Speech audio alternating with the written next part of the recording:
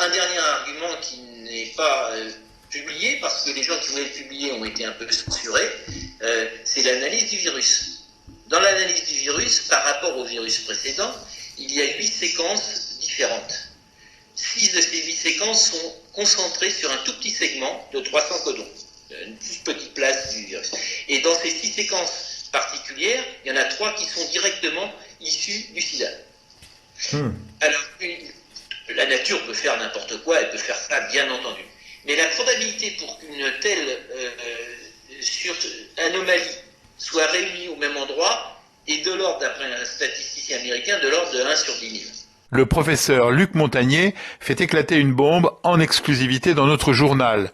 N'oublions pas que c'est un prix Nobel de médecine et il raconte une toute autre histoire que la version officielle chinoise pour ramener l'origine au laboratoire de virologie de Wuhan où certaines recherches auraient franchi des limites. Le laboratoire de la ville de Wuhan s'est spécialisé sur ce type de virus, ces coronavirus, depuis très longtemps, depuis le début des années 2000. Un groupe de chercheurs indiens a essayé de publier une analyse qui montrait que le génome complet de ce virus avait des séquences d'un autre virus qui est, aux surprises, pour moi, qui est le VIH, le virus du sida. Alors, ceci a été publié d'abord par le groupe indien. On l'a obligé de se rétracter parce qu'il y a une énorme pression pour tout ça. On peut comprendre que trouver des morceaux de VIH dans ce coronavirus a dû vous troubler, mais n'est-ce pas tout simplement une mutation naturelle de ce virus dans l'organisme d'un malade atteint du sida ?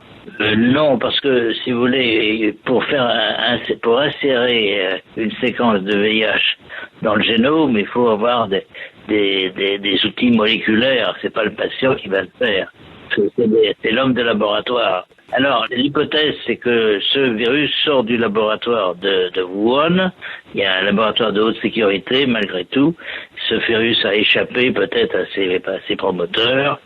Et donc, l'histoire du marché aux poissons est une belle légende, si vous voulez, mais ça n'est pas possible. Il y a très peu de choses qu'un virus de chauve-souris, parce qu'au départ, donc, ils ont travaillé sur un modèle qui est le virus de chauve-souris, et c'est ce virus-là qu'ils ont modifié. Je pense, c'est l'hypothèse la plus raisonnable, c'est de penser qu'ils voulaient faire un vaccin contre le VIH, donc, et utiliser un coronavirus qui, en principe, pouvait être atténué et ne pas donner de maladie, comme vecteur, si vous voulez, comme porteur des parties de molécules du virus du sida qui pouvaient servir à un vaccin. C'est un travail d'apprenti sorcier, si vous voulez. Ce qui est en train de se passer, c'est que la nature élimine ces corps étrangers du génome du coronavirus et on assiste à un nombre de mutations spectaculaires, ce qu'on appelle maintenant des délétions, parce qu'on enlève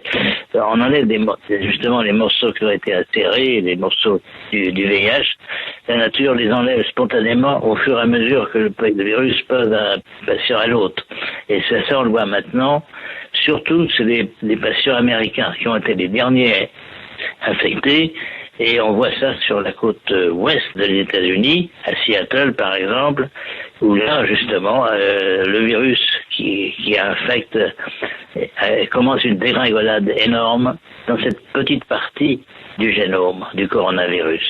Une lueur d'espoir ? C'est une lueur d'espoir pour penser que les choses vont s'arranger, mais quand même au prix de beaucoup de morts. Donc, si on peut accélérer cela, et moi j'ai des propositions à faire, mais là j'ai besoin de beaucoup de moyens. Tout ce que vous venez de nous expliquer, professeur Montagnier, est à la fois clair mais aussi terrifiant. Vous avez la crédibilité du chercheur reconnu et l'aura de votre prix Nobel, mais ne risque-t-on pas de vous taxer de complotiste ? Non, les complotistes, c'est plutôt le camp inverse, celui qui cache la vérité. Ce que j'ai dit sur les insertions de séquences étrangères, il n'y a pas seulement les rétrovirus, il y a aussi d'autres d'autres séquences, par exemple, du germe de la malaria, etc. Donc, tout ceci indique que quelques personnes ont voulu profiter peut-être d'avoir l'idée de faire un vaccin contre le virus du sida en insérant donc des séquences dans ce coronavirus. Bon, voilà. Alors, si le gouvernement chinois reconnaissait ça faciliterait les choses, mais c'est à lui de prendre ses responsabilités. Il faut savoir qu'il y a eu une aide américaine, financière importante au moins, mais peut-être aussi scientifique, à ces équipes chinoises. Donc, ce n'est pas seulement une origine chinoise de cette affaire, mais bon, je pense que c'est une erreur. L'erreur est humaine. Merci, professeur Montagnier.